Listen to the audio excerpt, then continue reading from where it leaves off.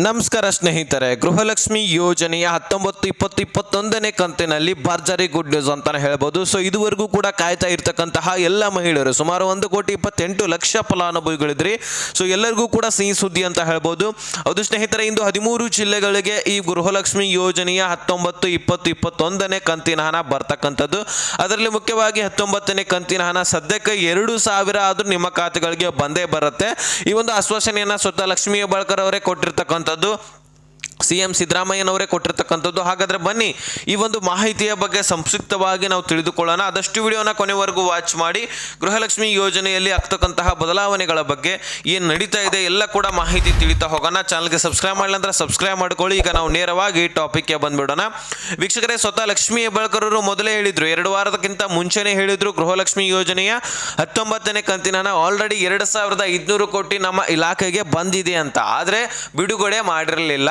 ಆದರೆ ಅದು ಬಂದಿದೆಯಾ ಇಲ್ವಾ ಅನ್ನುವಂಥದ್ದು ಅದು ಸರ್ಕಾರಕ್ಕೇನೆ ಗೊತ್ತು. ಯಾವ ಒಂದು ಅಪ್ಡೇಟ್ ಏನು ಹೇಳಿದ್ದಾರೆ, ಬಂದಿದೆ ಅಂತ ಹೇಳಿದ್ದಾರೆ, ಆದರೆ ಬಂದಿದೆ ಇಲ್ವೋ ಅನ್ನುವಂಥದ್ದು ಸರ್ಕಾರದ ಗಮನದಲ್ಲಿನೇ ಇರುತ್ತೆ. ಆದರೆ ಈಗ ಸದ್ಯಕ್ಕೆ ಬಂದಿದ್ದೆ, ಆದರೆ ಬಿಡುಗಡೆ ಆಲ್ರೆಡಿ ಮಾಡಿ ಕ್ಲಿಯರ್ ಮಾಡಬೇಕಾಗಿತ್ತು. ಬಂದಿಲ್ಲ ಅಂತ ಹೇಳ್ಬಿಟ್ಟು ಹಣ ಹಾಕಿರಲಿಲ್ಲ.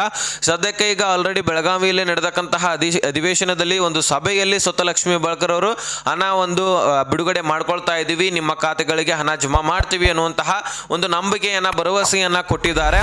ಹಾಗಾದ್ರೆ ನಿಮ್ಮ ಖಾತೆಗಳಿಗೆ 19ನೇ ಕಂತಿನ ಹಣ 2,000 ಬರ್ತಾ ಇದೆ. ಹೌದು ಸ್ನೇಹಿತರೆ, ಗೃಹಲಕ್ಷ್ಮಿ ಯೋಜನೆಯ 19ನೇ ಕಂತಿನ ಹಣ ನಿಮ್ಮ ಖಾತೆಗಳಿಗೆ ಬರ್ತಾ ಇದೆ. 2,000 ಸದ್ಯಕ್ಕೆ ಬರುತ್ತದೆ. ನಿಮಗೆ 6,000 ಬರಬೇಕಾಗಿದೆ ಮೇನಲ್ಲಿ, ಆದರೆ ಒಟ್ಟಿಗೆ ಜಮಾ ಆಗೋದಿಲ್ಲ, ಡಿವೈಡ್ ಆಗಿ ಜಮಾ ಆಗುತ್ತೆ. ಇದು ತಲೆಯಲ್ಲಿರಲಿ. 2,000 ಇಂದು ಜಮಾ ಆದರೆ ಇನ್ನೆರಡು 3 ದಿನ ಬಿಟ್ಟು ಮತ್ತೆ 2,000, ಮತ್ತೆ 2-3 ದಿನ ಬಿಟ್ಟು ಮತ್ತೆ 2,000, ಈ ರೀತಿ ನಿಮಗೆ ಜಮಾ ಆಗುತ್ತೆ. ಒಟ್ಟಿಗೆ ಜಮಾ ಆದರೆ ಆ ರೀತಿ ಜಮಾ ಆಗ್ಲಿಕ್ಕೆ ಸಾಧ್ಯ ಇಲ್ಲ. ಅದಕ್ಕೋಸ್ಕರ ಪ್ರತಿಯೊಬ್ಬರು ಕೂಡ ಕಾಯಬೇಕಾಗತ್ತೆ. ಮೊದಲು 2,000 ಹಣವನ್ನು ನಾವು ಜಮಾ ಮಾಡ್ಕೊಳ್ಳೋಣ. ಯಾರು ಎಲಿಜಿಬಲ್ ಇದ್ರಿ ಡೆಫಿನೆಟ್ಲಿ ನಿಮ್ಮ ಖಾತೆಗಳಿಗೆ 2,000 ಹಣ 19ನೇ ಕಂತಿನ ಹಣ ಈ ಒಂದು 13 ಜಿಲ್ಲೆಗಳಿಗೆ ಮುಖ್ಯವಾಗಿ ಬರ್ತಾ ಇದೆ. ಹಾಗಾದ್ರೆ ಇಲ್ಲಿ ಇಂಪಾರ್ಟೆಂಟ್ ಏನಪ್ಪಾ ಅಂದ್ರೆ, ಹಳ್ಳಿಯಲ್ಲಿರ್ತಕ್ಕಂತಹ ಮಹಿಳೆಯರಿಗೆ ಒಂದು ಮಾಹಿತಿ ತಿಳಿಸಬೇಕಾಗಿತ್ತು. ಏನಪ್ಪಾ ಅಂದ್ರೆ, ಸ್ವತಃ ಲಕ್ಷ್ಮೀ ಹೆಬ್ಬಾಳ್ಕರ್ ಅವರು ತಿಳಿಸಿದ್ದಾರೆ. ಈಗ 16ನೇ ಕಂತನ್ನ ಹಾಕ್ತಾ ಇರ್ತಕ್ಕಂತಹ ಸಂದರ್ಭದಲ್ಲಿ 3 ತಿಂಗಳಾದ್ರೂ ಡಿಲೇ ಆಗಿತ್ತು. 15ನೇ ಕಂತ ಆದ್ಮೇಲೆ 3 ತಿಂಗಳ ತನಕ ಡಿಲೇ ಆಗಿತ್ತು. ಲೇಟ್ ಆದ್ಮೇಲೆ 16ನೇ ಕಂತಿನ ಹಣ ಹಾಕಿದ್ದಾರೆ. ಅಂತಹ ಸಂದರ್ಭದಲ್ಲಿ ಮಹಿಳೆಯರು ಏನ್ ಮಾಡಿದ್ದಾರೆ, ಟ್ರಾನ್ಸಾಕ್ಷನ್ ಮಾಡಿಸಿಲ್ಲ ಬ್ಯಾಂಕ್ಗಳಲ್ಲಿ. ಓಂ ಶ್ರೀ ಹೊರನಾಡು ಅನ್ನಪೂರ್ಣೇಶ್ವರಿ ಜ್ಯೋತಿಷಾಲಯ. ಮನುಷ್ಯನಾಗಿ ಹುಟ್ಟಿದ ಬಳಿಕ ಒಂದಲ್ಲ ಒಂದು ಸಮಸ್ಯೆ ಇದ್ದೇ ಇರತ್ತೆ, ಹೌದಲ್ವಾ?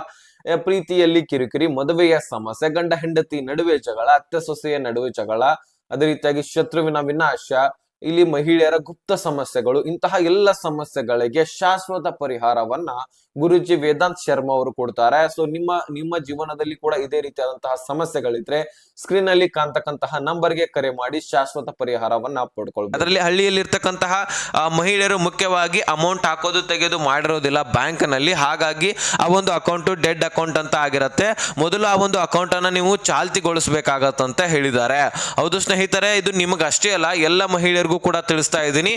ಸೊ ಎಲ್ಲ ಪುರುಷರಾಗಿರ್ಲಿ ಮಹಿಳೆಯರಾಗಿರ್ಲಿ, ನಿಮ್ಮ ಬ್ಯಾಂಕ್ ಅಕೌಂಟ್ ಅಂತರೂ ನೀವು ಟ್ರಾನ್ಸಾಕ್ಷನ್ ಮಾಡ್ಲಿಸ್ತಿಲ್ಲಪ್ಪ ಅಂದ್ರೆ ಅಮೌಂಟ್ ಹಾಕೋದು ತೆಗೆದು ಮಾಡಿಸ್ಲಿಲ್ಲಪ್ಪ ಅಂದ್ರೆ ನಿಮ್ಮ ಅಕೌಂಟ್ ಡೆಡ್ ಅಕೌಂಟ್ ಅಂತ ಹಾಗೆ ಆಗತ್ತೆ.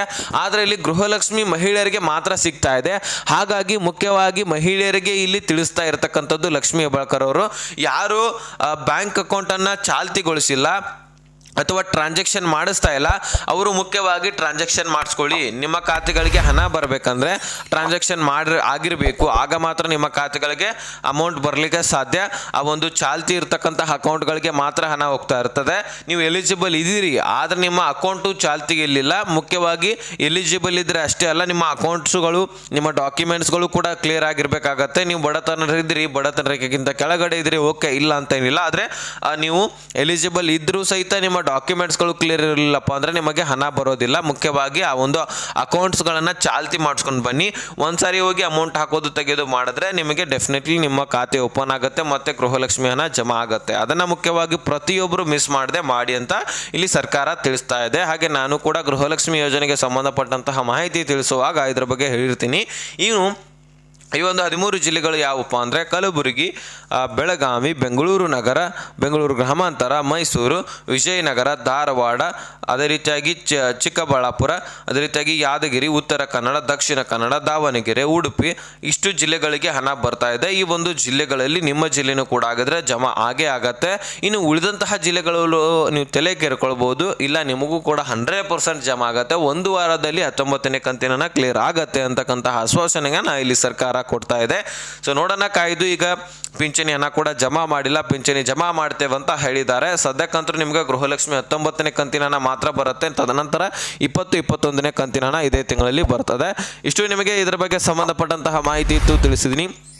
ಅರ್ಥ ಆಗಿದ್ರೆ ನೆಕ್ಸ್ಟ್ ಮಾಹಿತಿ ತನಕ ಬಾಯ್ ಬಿಟ್ಟಿಗೆ